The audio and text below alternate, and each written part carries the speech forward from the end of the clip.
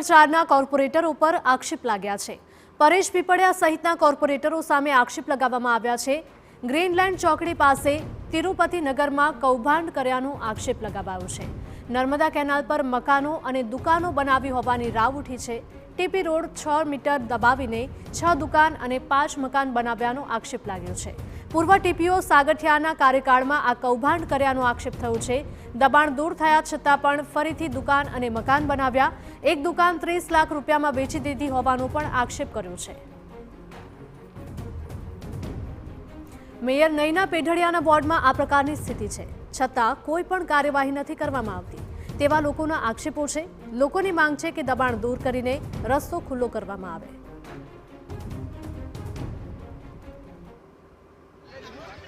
આ રીતના ખોટી રીતે બાંધકામ થઈ ગયેલું છે, બરાબર। અને 18 મીટરનો રોડ છે અને અહીંયા પાછળની સાઈડમાં કેનાલ પાસ થયેલી છે, એની માથે બાંધકામ થઈ ગયેલું છે, બરાબર। હવે આ 18 મીટરનો રોડ છે, અમારા જે ટીપીમાં આવેલું છે એ રોડ છે અને આ લોકો હવે દબાણ કરીને બેસી ગયા છે અને કહે છે કે તમારાથી જે થાય એ કરી લ્યો, અમારાથી કઈ થાય એમ છે નહીં।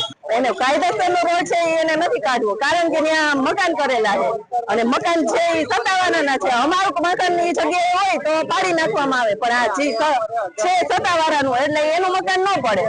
અને વોટ જોતો હોય તો કેમ પગે લાગીને એમ કે અમને વોટ આપજો, અમને વોટ આપજો, કામ નથી કરવું।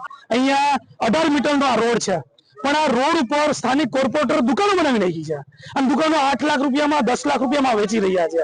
અને પાછું એ કોર્પોરેટર અહીંયા આવીને એવું કહે છે કે તમે અહીંની કાકરી તો હલાવીને જોવો, ત્યારે લોકોને ધમકાવતા નથી, એ રાજકોટના કમિશનરને ધમકાવી રહ્યા છે કે તમારામાં હિંમત હોય તો અહીંયા બુલડોઝર લઈને આવો, આ દુકાન અમે બનાવેલી છે, આ મકાન કેનાલ ઉપર, નીચે કેનાલ જઈ રહી છે અને કેનાલ ઉપર મકાન બનાવી દેવામાં આવ્યા છે।